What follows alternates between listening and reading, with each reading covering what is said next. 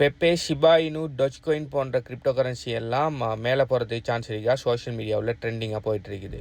பியூராக ஹைப்பால் மட்டுமே ரன் ஆகிற கிரிப்டோ கரன்சிகள் தான் இந்த மீம் காயின்ஸ்கள். இதோட பேரெல்லாம் பார்த்தீங்கன்னு சொன்னால் மீம் காயின்ஸ்ன்னு சொல்லுவாங்க. மீம் காயின்ஸ் என்னன்னு சொன்னால் பியூராக ஹைப்பால் மட்டும்தான் ரன் ஆகும். அதுக்குன்னு சொல்லி ஒரு ஃபண்டமெண்டல் ஒன்று இருக்காது. ஃபண்டமெண்டல்னு சொன்னால் லைக் அதுக்குன்னு சொல்லி ஒரு ஃபியூச்சர் ஒன்று இருக்காது. அதுக்குன்னு சொல்லி ஒரு ரீசன் ஒன்று இருக்காது. ஓகே, இப்போ உதாரணத்துக்கு பிட்காயின் எடுத்துட்டிங்கன்னு சொன்னால் ஃபர்ஸ்ட் உருவாக்கப்பட்ட peer to peer payment network as well as இப்போ அது டிஜிட்டல் ஸ்டோர் ஆஃப் வேல்யூவாக பாவிக்காங்க. எத்தூரியம்ங்கிற கிரிப்டோ கரன்சி எடுத்துட்டிங்கன்னு சொன்னால் அது பார்த்தீங்கன்னு சொன்னால் ஸ்மார்ட் கான்ட்ராக்ட்கள் உருவாக்குற டீசென்ட்ரலைஸ் ஃபைனான்ஸுக்குரிய விஷயங்களை உருவாக்குற ஒரு சாஃப்ட்வேர். அதே மாதிரி ஆவே எடுத்துக்கிட்டிங்கன்னு சொன்னால் லெண்டிங் அண்ட் போரோவிங்காக பாவிக்கிற ஒரு கம்பெனி. ஸோ ஒவ்வொரு கிரிப்டோ கரன்சிக்கு இதை மாதிரியான யூஸ் கேஸ் இருக்கிற கிரிப்டோ கரன்சிக்கு பின்னாலும் ஒரு கம்பெனி இருக்குது. அதுக்குன்னு சொல்லி ஒரு டீம் இருக்குது. ஸோ அதுக்குன்னு சொல்லி ஒரு பர்பஸ் இருக்குது. ஆனால் அந்த மாதிரியான ஷிபா இனு, இந்த பெப்பே, அடுத்து இந்த டோஜ், இதை மாதிரி கொயினெல்லாம் என்னத்துக்காக உருவாக்குன்னு சொல்லலாம், சும்மா ஃபன்னுக்கு உருவாக்கப்பட்டு இருக்குது. ஸோ இந்த கொயினெல்லாம் ஒரு நாளைக்கு ஆயிரக்கணக்கில் கொயின்கள் இதை மாதிரி இப்போ உருவாக்கப்பட்டு இருக்குது. ஏர்லியராக பட் டொஜ்ஜோட டைமில், ஷிபாயினோட டைம்ல எல்லாம் ஈஸியாக மீம் கொயின்கள் உருவாக்க முடியாது. அதனால இது மாதிரி கொயினெல்லாம் பயங்கரமாக ஹைப் ஆகி சும்மா ஃபன்னுக்கு மீம்ஸ்கள் சும்மா குறுக்கால ட்ரெண்டாக வந்தானே, அதே மாதிரி இதை மாதிரி மீம் கொயினெல்லாம் அதே மாதிரி ட்ரெண்டாகிற ஒரு விஷயந்தான். ஆனால் இப்போ பார்த்தீங்கன்னு சொன்னால் சொலனா பிளாக் செயினில் யார் வேணுன்னாலும் எவ்வளவு இது மீம் காயின் வேணுன்னாலும் கிரியேட் பண்ணலாம். அதுக்கு உங்களுக்கு பெரிய அளவில் சாஃப்ட்வேர் நாலேஜ் இருக்க தேவையில்ல. பம்ப் ஃபண்ட் சாஃப்ட்வேர்லாம் சும்மா நீங்கள் என்ன வேணுனாலும் நீங்கள் மீம் காயினை கிரியேட் பண்ணலாம். அப்படி மீம் காயினை கிரியேட் பண்ணது உங்களுக்கு $10 கூட தேவையில்ல. ஸோ அப்படி நிறைய பேர் இப்படி ஆயிரக்கணக்கில் இப்போ மீம் காயின்கள் மார்க்கெட்டில் இது ஃப்ளட் ஆகிட்டு இருக்கிறதால இப்போ பார்த்தீங்கன்னு சொன்னால் இது ஒரு காலத்தில் இப்போ ஒரு 3-4 வருஷத்துக்கு முதல் மீம் காயினுக்கு இருந்த கிரேஸ் இப்போ குறைஞ்சிட்டு போகுது. ஸ்டில் இதுக்குரிய கிரேஸ் ஒன்று இருந்து தான் இருக்கு. ஆனால் பார்த்தீங்கன்னு சொன்னால் இது பியூராக ஸ்பெக்குலேஷன்.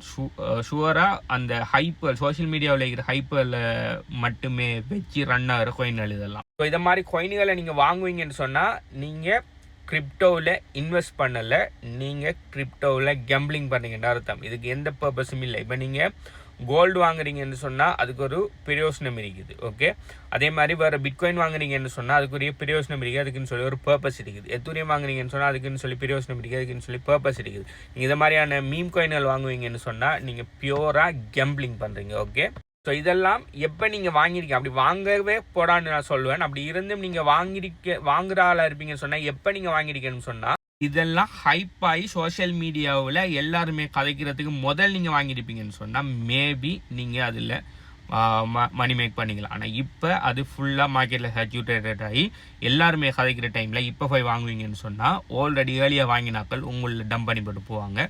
நீங்கள் வாங்கின ஹோல்டிங்கை -90-99% ஹோல்ட் பண்ண வேண்டி வரும்.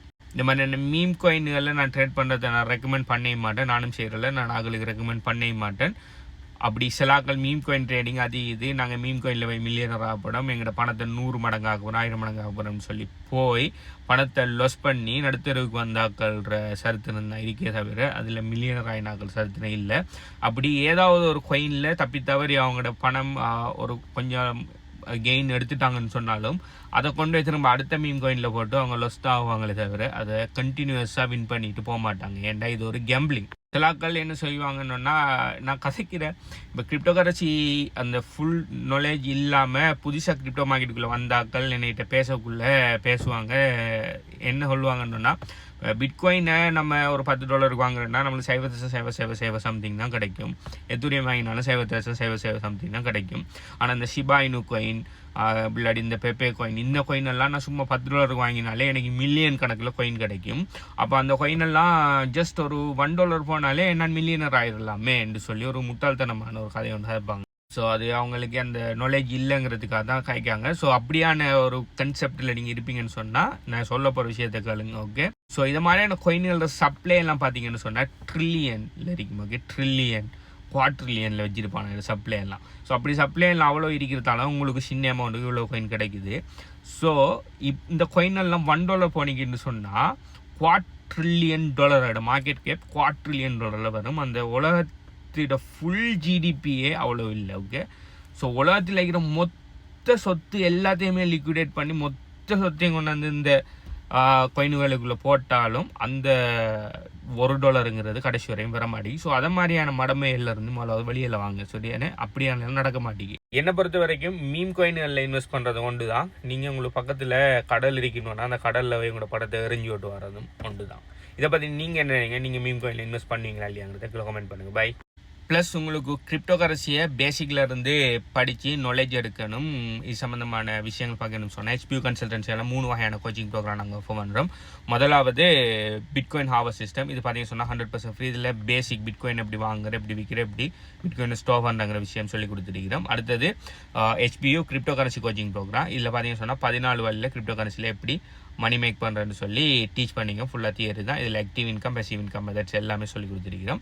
அடுத்து பார்த்தீங்கன்னா சொன்னால் பொட் கோச்சிங் ப்ரோக்ராம். இதில் பார்த்தீங்கன்னா சொன்னால் பெஸ்ட்டான ட்ரேடிங் பொட்ஸில் API மூலம் எப்படி உங்களோட எக்ஸ்சேஞ்சில் உங்களோட பணத்தை உங்கள்கிட்ட வச்சு API மூலம் பொட்டை கனெக்ட் பண்ணி எப்படி ட்ரேட் பண்ணுறோன்னு சொல்லி டீச் பண்ணுறோம். ஸோ இதில் ஏதாவது உங்களுக்கு இன்ட்ரெஸ்ட் இருக்குன்னு சொன்னால் கீழே HPUன்னு சொல்லி கமெண்ட் பண்ணுங்கள், அது எப்படி இருக்குன்னு சொல்லி சொல்கிறோம். பை.